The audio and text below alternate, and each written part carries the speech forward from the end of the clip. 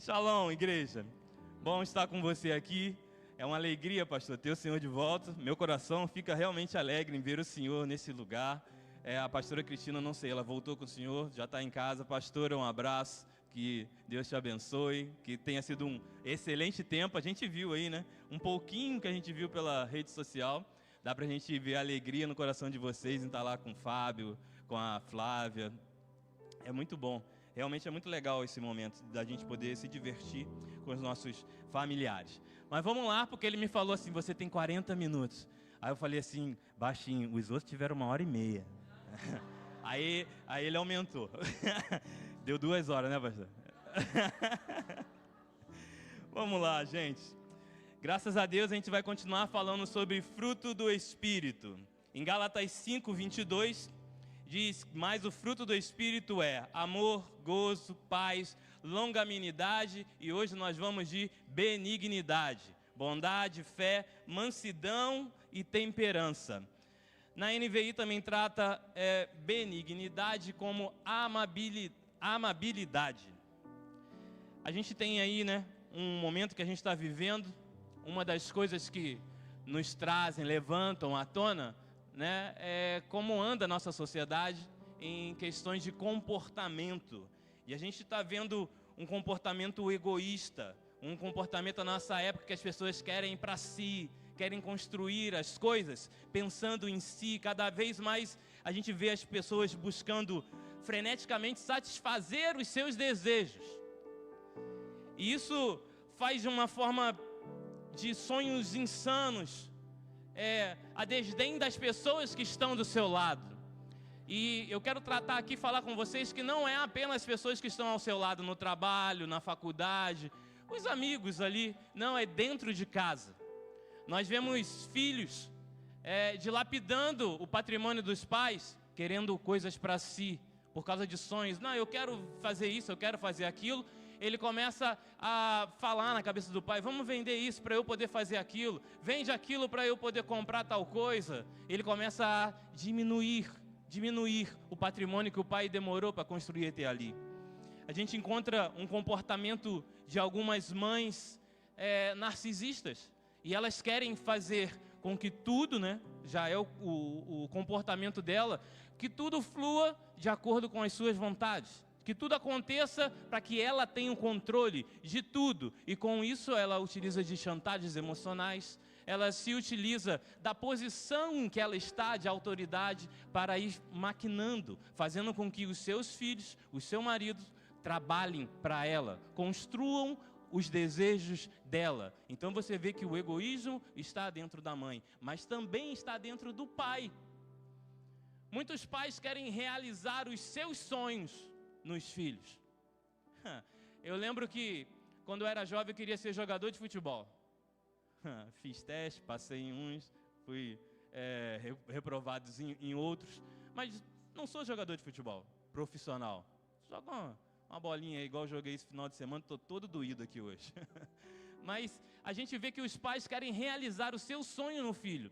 Aí pega um menininho daquele tamaninho que não sabe nem escolher, sabe nem diferenciar o que é bola de basquete, de futebol, de vôlei, e pega e começa a botar ele na escolinha, leva para isso, para lá e para cá, e para lá e para cá, você tem que fazer esse teste, você tem que fazer aquilo outro. Ele vai empurrando o filho para fazer aquilo que ele quer, realizar o sonho que ele tem. E essa construção egoísta é uma corrida que o próprio Satanás implanta numa mentalidade. E essa mentalidade que visa satisfazer o luxo, que visa satisfazer a conquista de bens, fama, sucesso, like na rede social e outras coisas. Isso vai fazendo com que a gente olhe para o próximo como um número na planilha, as metas que eu tenho que bater, eu tenho que vender para você, eu tenho que vender para ele ou para ela, porque eu ainda não bati a minha meta. A gente começa a olhar as pessoas como alguém que possa servir de degrau a ser explorado, alguém que possa servir de trampolim para a minha carreira profissional. E nessa sociedade que está eivada de ensinos anti-Deus, ensinos que tentam afastar Deus da família, tentam afastar Deus até mesmo da igreja.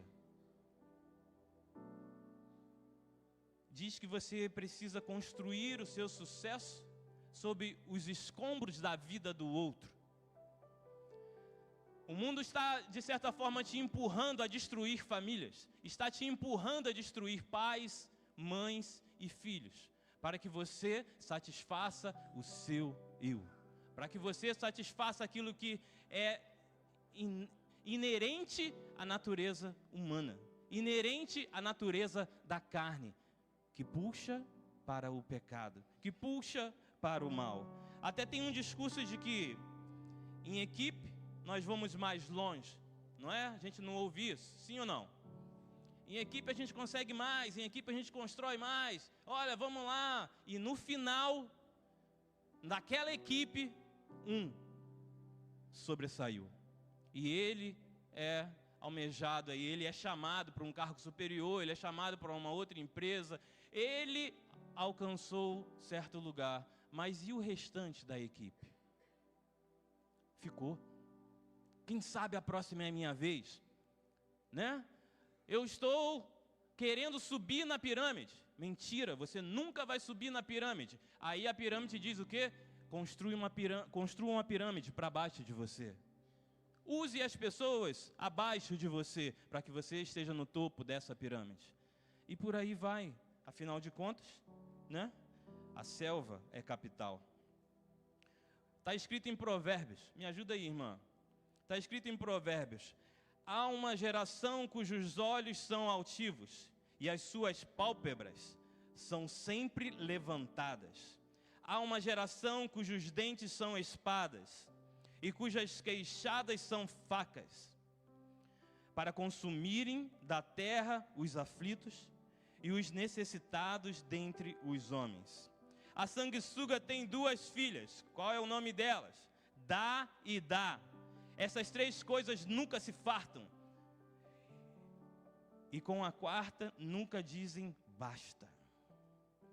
Isso vem seguindo, até que se levanta uma vizinhança violenta. Quantos de nós aqui vivemos isso? Vivenciamos isso todos os dias.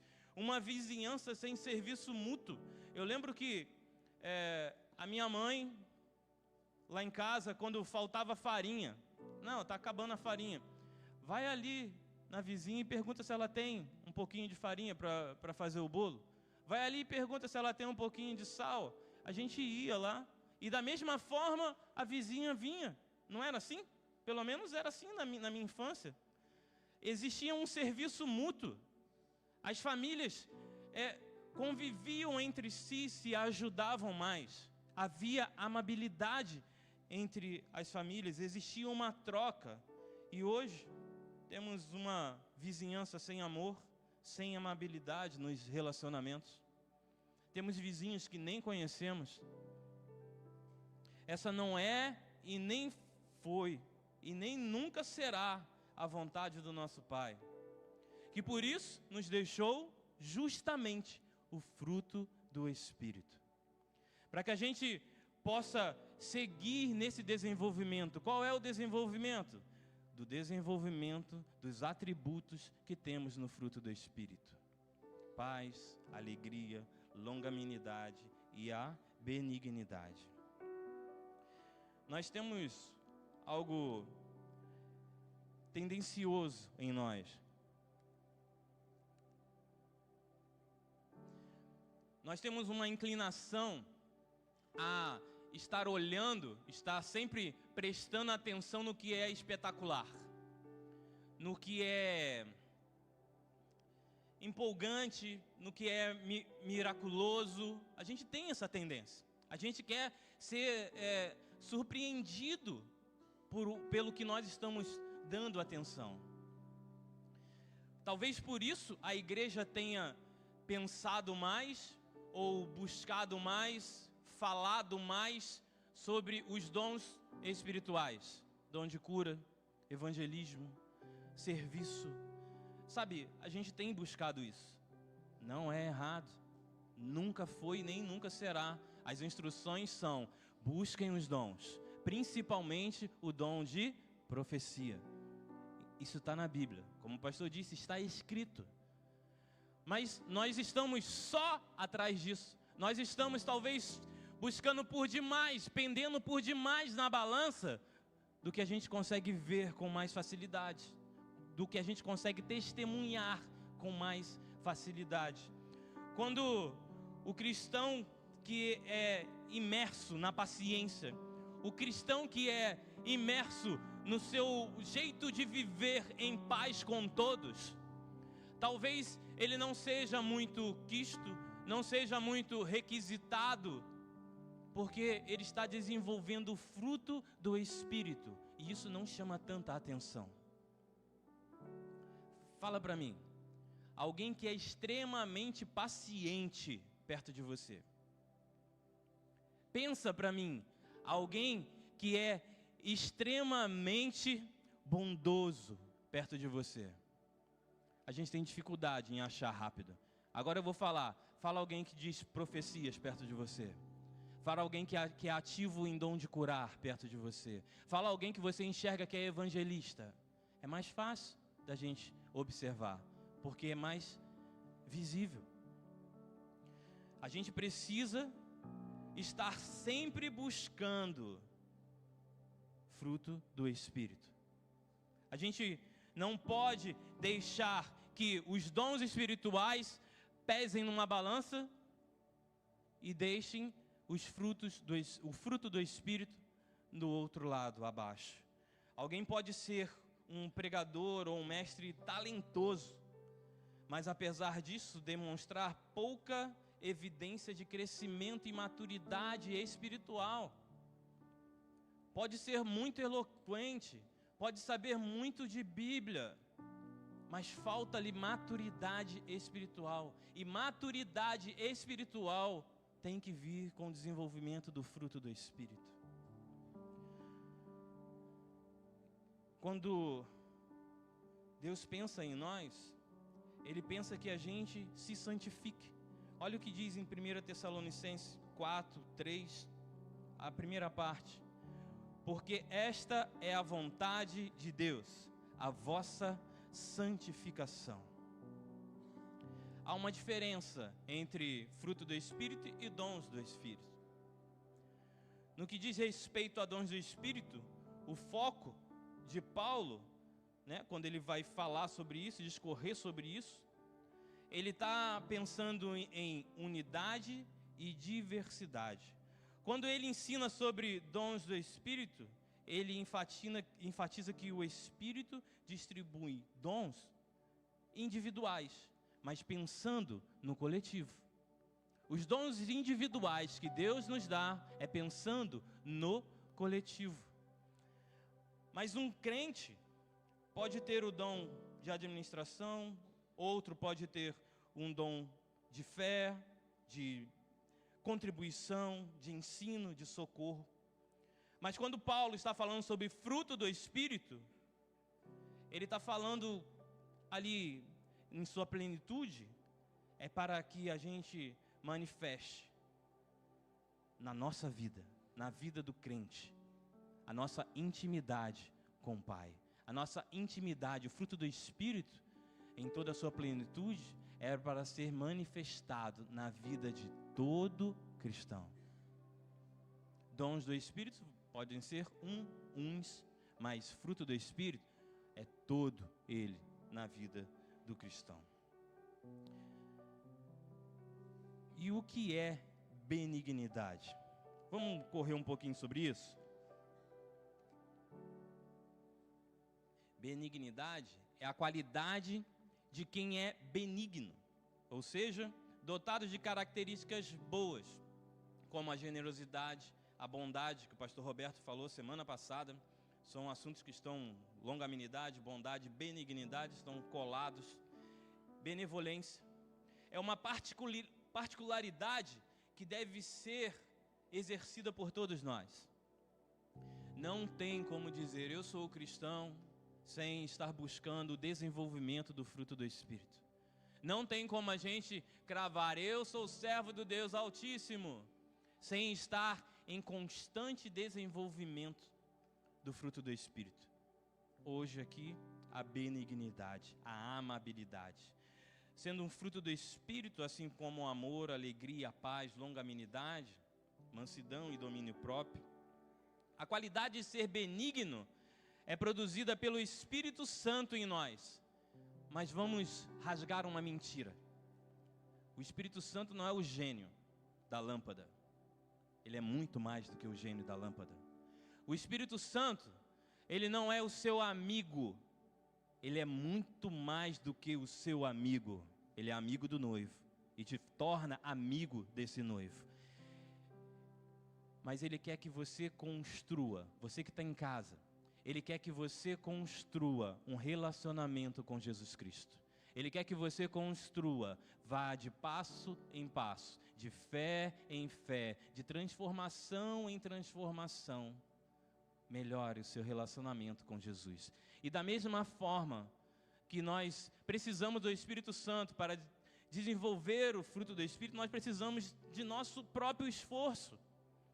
Não tem como eu hoje à noite orar e falar, Senhor, despeja sobre mim benignidade. Enche o meu jarro de benignidade. E amanhã cedo você está full, você está cheio. Você precisa exercer, você precisa exercitar, você precisa trabalhar. Eu preciso exercitar, eu preciso trabalhar sobre isso. Se é amabilidade, eu preciso ter freio na minha língua na hora de responder a alguém. Eu preciso ser amável. E isso não é de uma hora para outra. Eu preciso pedir perdão, porque de novo eu errei. Eu errei com a Fernanda. Fernanda, perdão, eu não deveria ter te respondido assim. E na próxima, quem sabe, eu consiga responder ela de forma mais branda, mais amável. Então isso precisa de um exercício. E o que a Bíblia diz sobre benignidade? Nós temos contato com diversas vezes com esse termo na Bíblia. Vamos começar lá com Miqueias 6:8.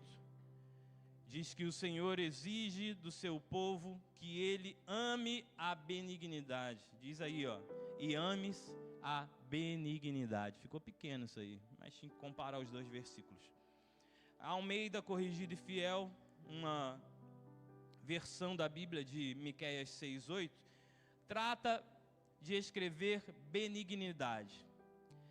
A NVI, Nova Versão Internacional, trata de escrever nesse versículo, ame a fidelidade.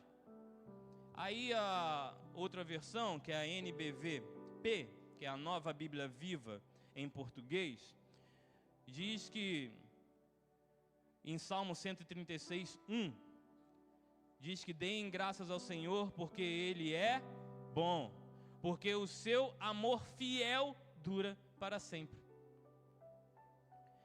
Em Salmo 136:1 ainda, na versão da ARA, Almeida Revista Atualizada, ele trata como rendei graças ao Senhor, porque Ele é bom, porque a sua misericórdia dura para sempre. Note que a gente vê traduções da Bíblia apresentando formas e termos diferentes para benignidade. Isso ocorre porque ela tem sido vista com significados diferentes do Antigo Testamento para o Novo Testamento. A benignidade no Antigo Testamento é a palavra que traduz do hebraico para o que a gente consegue ler hoje. Ela usa a palavra hesed. Aproximadamente ela citou 30 vezes no Antigo Testamento. Benignidade como hesed. No entanto, esse termo também é traduzido, como a gente leu, para misericórdia, bondade, lealdade e fidelidade, sobretudo numa relação pactual. Então você vê que é Deus no Antigo Testamento e o pacto que Ele fez com Abraão. É um tipo de amor constante e leal a uma aliança, a aliança que Deus fez com o seu povo, geralmente aplicada ali para o compromisso que eles têm. E olhando para esse pacto que Deus fez com o povo de Israel, lá no Antigo Testamento, dá para entender um pouquinho sobre reset como sendo um amor imerecido, um amor incondicional. Porque a gente para pensar nos altos e baixos do relacionamento entre Israel para com Deus, você vai dizer assim, só Deus para suportar isso. Só Deus para ter tamanha benignidade com o povo. Só Deus para se portar com tamanha amabilidade com um povo que vive se corrompendo, sobe e desce. Tem diversas referências. Não sei se eu botei aí, talvez dê para você anotar. Ih, não vai dar para você anotar não, depois pergunta. Mas é Êxodo 20, versículo 6, 34, de 6 a 7. Tem diversas referências sobre reset, sendo traduzido como benignidade no Antigo Testamento. E no Novo Testamento, a palavra benignidade, ela traduz o termo grego como cheresto. Crestos, alguns pronunciam assim. E ela foi utilizada pelo apóstolo Paulo, ninja Paulo. Paulo é tremendo. Ele utilizou-se desse termo como bondade, generosidade, benevolência e amizade. Aqui tem a introdução de amizade. Espera aí, que vai parar de ficar chato. Só um instantinho. O apóstolo Paulo, ele diz lá em Romanos 2, no versículo 4, segundo a Almeida Corrigida Fiel, ele diz, ou desprezas tu as riquezas da sua benignidade e paciência e longanimidade, ignorando que a benignidade de Deus te leva ao arrependimento? Aí o mesmo versículo, na NVI, trata como bondade. Depois, quando ele vai se referir aos homens, ele usa a mesma coisa, em 1 Coríntios 13, 4, quem não se lembra, né, de 1 Coríntios 13, falando sobre amor, ele diz, o amor é paciente, o amor é bondoso, mas é o mesmo termo que era usado para Deus no Antigo Testamento, e agora Paulo está utilizando do mesmo termo, agora como Crestos no grego, para se tratar, para se referir à bondade no homem. No versículo 2 Coríntios 6, versículo 4, 6 e 7, na NVI, ele também traduz da mesma forma, em pureza, conhecimento, paciência. Ele diz que nós devemos nos apresentar assim, em pureza, em conhecimento, em paciência e Crestos, bondade. O Espírito Santo e no amor sincero, na palavra, na verdade, ele vem descrevendo como deve ser o comportamento do crente. E inclusive em Gálatas 5, 22, que nós já lemos, como fruto do Espírito, ele traduz benignidade para Crestos. Então a gente pode ver que uma apresentação que Paulo traz, pastor, para todo crente, é que deve ser benigno. Todo crente, todo cristão, sobre a nova aliança, deve ser benigno, deve se recomendar, cartão de visita, sabe? Antigamente, né? Hoje a gente nem faz tanto isso. Hoje a gente aproxima o celular e transfere o cartão de visita. Mas antigamente a gente andava com um cartãozinho de visita, né, Cláudia? A gente está aqui, eu trabalho em tal lugar, meu nome é esse, cartãozinho de visita. Cartãozinho de visita do cristão, a amabilidade. Está aqui, ó. Sou cristão, amável. Bom dia, senhora. Bom dia, senhor. Posso te ajudar? Posso carregar essa bolsa para a senhora? Posso carregar essa bolsa para o senhor? Pode passar na minha frente, na fila do pão. Só está parecendo que está precisando ter mais pressa. Então pode passar, não tem problema. E por que é tão difícil ser benigno?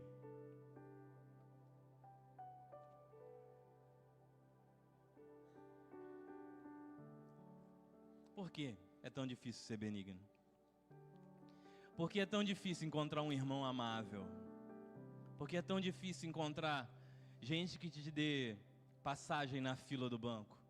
Gente que te dê passagem na ultrapassagem de carro?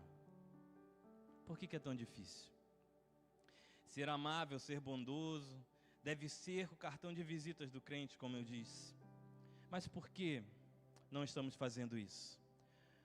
Qual o motivo de estarmos tão agressivos por sucessivas vezes no mesmo dia? Será que o Espírito Santo está falhando em produzir o fruto do Espírito em nós? Hein, pastor Roberto? Será que o Espírito Santo está falhando? O Espírito Santo não falha, né, pastor? Isso é muito bom. O Espírito Santo não falha, mas nós falhamos muito. Todos os dias nós falhamos muito.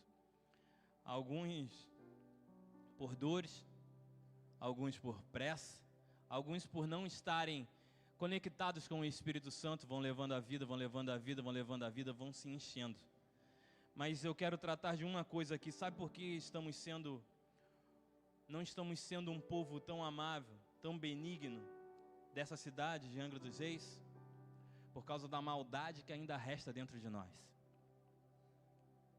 A maldade dentro de nós. É uma palavra dura, uma palavra difícil de entender. Obrigado, meu irmão. Olha quanta amabilidade, gente. Obrigado, querido. Até isso, às vezes é difícil a gente ver, não é? Quantas vezes você serve água para quem está varrendo a rua na frente da sua casa? Quantas vezes você pergunta ao rapaz que passa para recolher o lixo: dá tempo de beber uma água? Ou então você entrega a garrafinha para ele: toma água aí, entrega água, gente. Goste, ame as pessoas, ame todos, ame a todos. E por causa dessa maldade que está vazando pelo ladrão da caixa d'água, ela está vazando de dentro de nós, porque nós perdemos a capacidade de nos auto-perceber, de nos auto-analisar, de saber o grau de emoção que nós estamos no dia. Eu acordei meio chato, sabe? Acordei meio estranho, meio irritado. Às vezes eu acordo em casa e eu falo assim: amor, eu estou irritado. Mas por que você está irritado? Não sei. Mas eu estou irritado. Aí eu falo assim: mas por que você está irritado? Já estou irritado 2 vezes, porque você perguntou 2 vezes, amor. A minha filha, às vezes, ela acorda, né? Ela está num momento do dia, acho que foi ontem, não sei, amor. Ela está assistindo de casa. Mas ela estava chata. Filha, não estou falando mal de você, é só um exemplo, tá bom? Beijo, pai te ama. Ela estava chata, mas eu já sabia, a minha esposa já sabia, ela está com sono. São características que a gente vai vendo. O estado emocional daquele momento dela, ela estava chata, irritante, porque ela estava com sono. Nós perdemos a capacidade de nos autoavaliar, de olhar as nossas emoções. A gente não tem parado para prestar atenção em nós mesmos. Ficar de olho aqui na hora, que senão o pastor puxa a cordinha ali. E se a gente perdeu essa capacidade, a gente também não está conseguindo mais ser equilibrado. Aí o mal vaza por nós. E a gente nem percebe. A gente responde atravessado, a gente briga. Você e eu, nós não conseguimos identificar. Às vezes, vê se identifica, né? Tá tudo bem, aparentemente, né? A maioria das contas estão pagas. Não vou dizer todas, porque sempre sobra um boletozinho que a gente esqueceu, né? Eu já esqueci de pagar contas de luz e cortaram, gente. Nossa Deus, correria que deu. Mas a gente esquece o negocinho de pagar, mas a maioria das contas estão pagas. A esposa está bem de saúde, o filho está bem de saúde, mãe, pai, tá tranquilo, tá tranquilão. Mas você sente uma coisa dentro de você, uma tristeza. Algo que não consegue explicar. Eu estou triste, sabe? Do lado de fora está tudo bem, do lado de fora está tudo tranquilo, mas dentro tem algo que machuca, algo que angustia, algo que você não consegue explicar. Eu converso com algumas pessoas que têm alguns problemas emocionais. Elas dizem: eu não sei dizer o que eu estou sentindo. Eu falei assim: eu sei que você não sabe dizer o que você está sentindo, porque nós perdemos a capacidade de nos autoavaliar, de nos autoanalisar, de entender as nossas emoções. Sabe por quê? Porque você tem transformado o teu peito, esse meio aí, num lixão emocional. E tem uma hora que esse lixão ele se infla de tanto gás que ele explode. E quando ele explode, ele machuca quem está do seu lado. Ele machuca quem está do seu lado aí agora, assistindo esse culto, vendo essa pregação. Machuca quem está do seu lado, às vezes te ajudando, é o cara que te ajuda. É ele que vai, é ele que volta. É ela que faz isso, faz aquilo por você. E a gente explode e machuca a pessoa. Porque está vazando, a maldade está vazando de dentro de nós por causa de uma confusão emocional. Aí fica difícil ser benigno. Aí fica difícil ser amável. E para não deixar só nas minhas palavras, vamos lá, Romanos 7, 18 e 19. Ninja Paulo, de novo. Porque não faço o bem que quero, mas o mal que não quero. Esse é o que eu faço. Por quê, gente? Por que eu não faço o bem que eu sei que tem que fazer? E eu faço o mal que eu não quero, porque a maldade está vazando de dentro de nós.